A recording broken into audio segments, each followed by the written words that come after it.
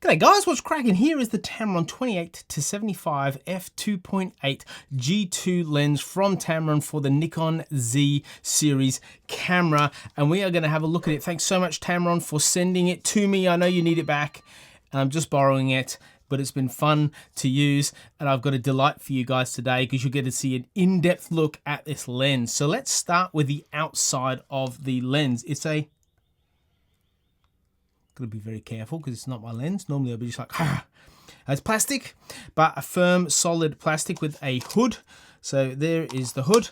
This is to stop lens flare. So often when you're shooting and you have these blotches on your camera, on your screen, that's lens flare. So this, you can stop the light just attacking the lens at an angle and creating lens flare. You can also use these back to front to protect your lens in case you drop it. Not going to drop this one, but in case you drop it and it bounces and break your lens hood rather than your lens, right? So let's just pop that to the side and continue on. We have a lens cap here, 67mm diameter. If you look really, really carefully, you can see it on the bottom of the lens cap. 67mm from here to here. That's helpful when it comes to filters that you want to put on it. That's what you want to keep in mind. You can tell it's got a little circle, the line through, then a number, diameter.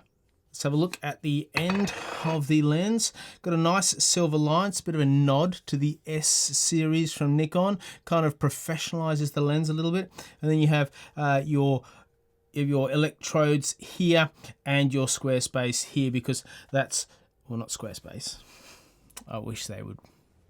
Welcome Squarespace. If you want to sponsor one of these videos, you're most welcome. But no, we have a square thing because, well, photographs are square rather than round. Also has one of these like extension things going on, so you can, so it extends.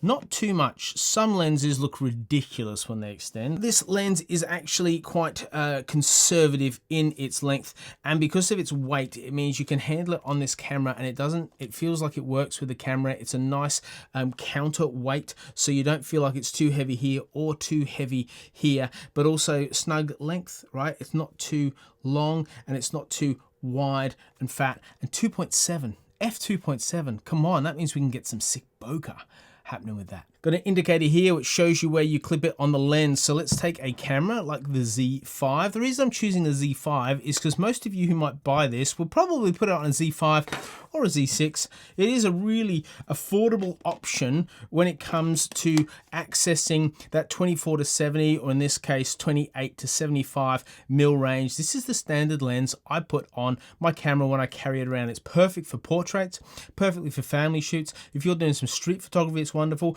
You can also put this on 28 and take some epic wide shots when it comes to landscape. So it's kind of your versatile all-in-one, and we're going to have a bit of a run with it later on and see how it goes, how the autofocus performs, what the bokeh's like, if there's any vignetting. But for the time being, there's a couple more things I want to point out about this glorious lens. Has this cool button here. Everyone loves a button. You press the button and it locks focus. Locks autofocus. So you're autofocusing and you're like, yep, when I hold it there. So instead of needing to use this, you can just, because you should support your camera with your other hand, you just lock it in, and whatever you're focused on, it's going to hold that focal length wherever you point the camera, then release. You can actually change this. If you put this into a Tamron dock, you can change what this does to a certain degree.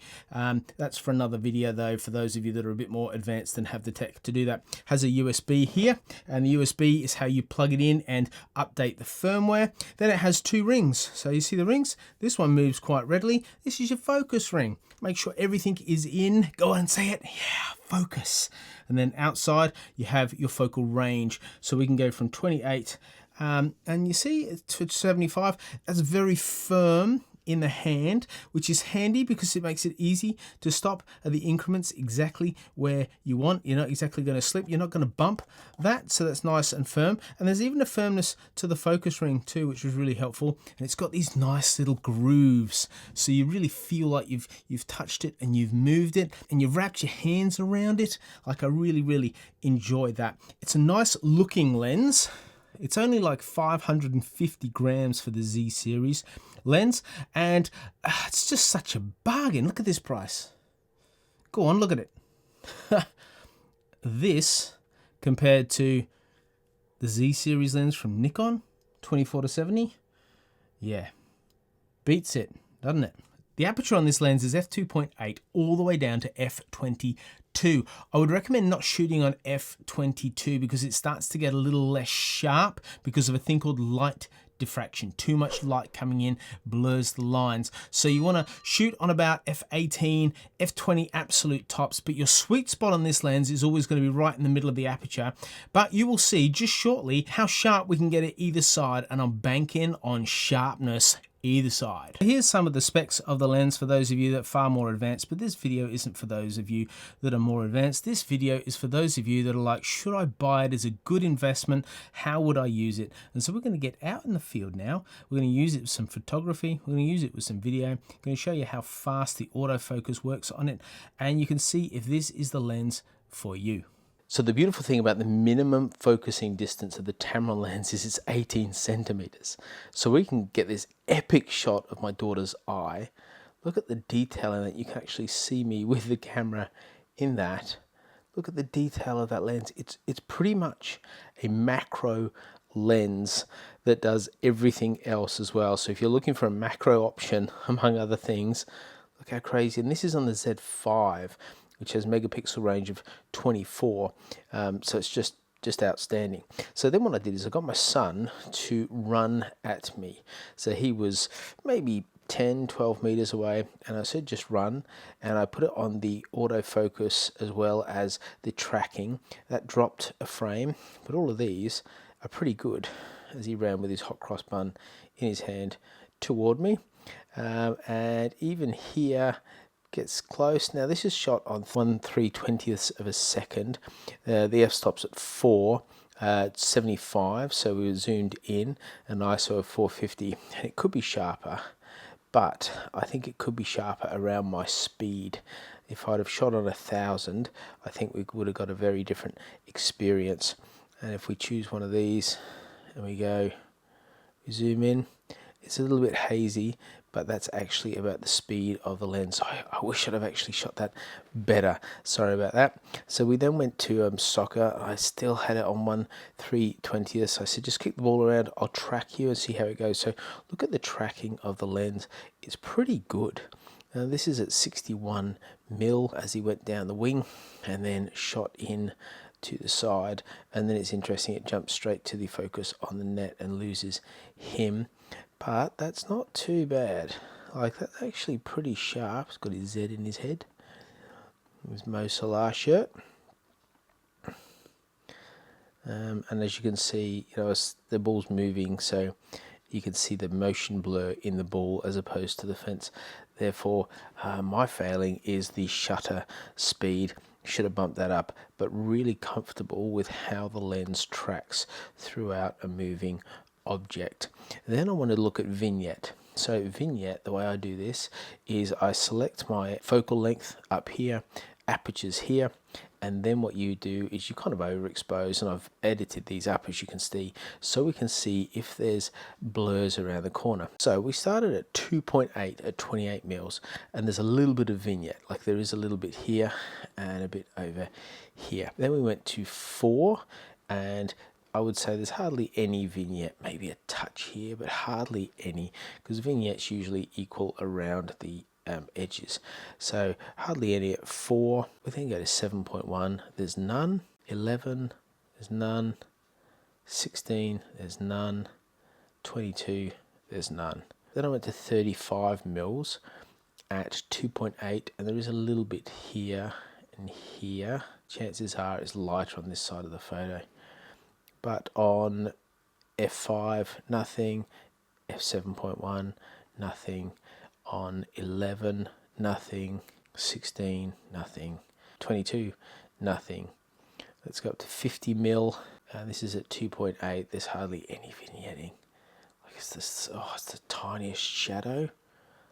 And then there's nothing as we go all the way through. 11, 16, 22. And then we go 75, and we do have some vignette. You see, you can see it right there, just come around. You can also see it on this side as well. So it's just shooting up into the sky. It's still there at F5 at 75 mil. 7.1, it starts to fade. Yeah, it's nearly gone. It's nearly gone there.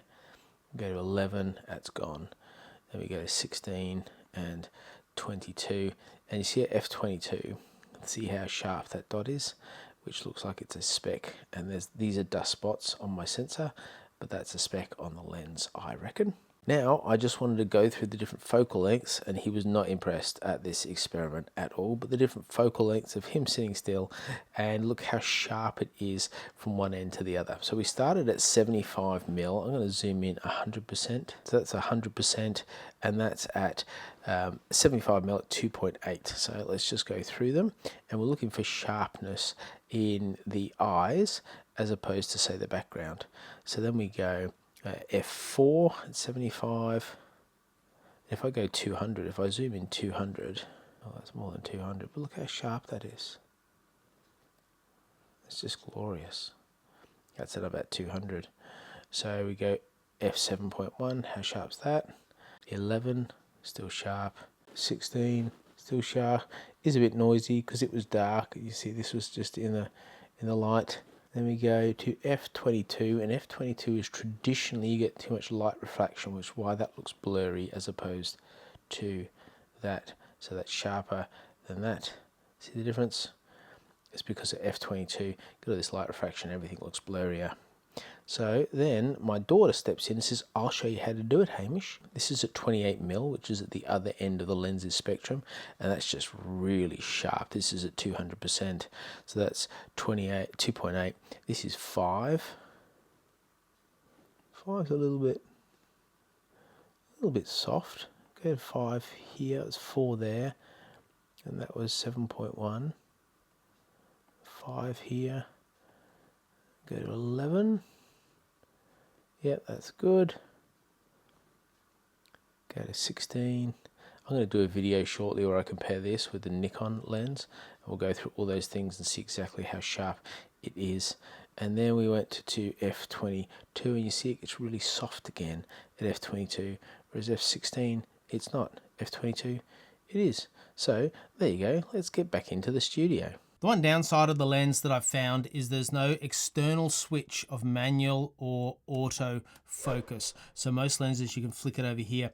What you need to do is go into your information button on your quick review, and you need to go to where you can choose between continuous, stable and manual focus, and switch it over to manual there, and then go back to continuous and stable there on these internal controls. You can have it as a quick start function, so you can do it quite quickly, but that's how you transition over rather than just clicking. So that's super helpful if you're using this, say, for astro, or you want a particular shot in street photography, but also that's why you have this focus lock. So it's kind of like a manual override that you can focus automatically and manually override.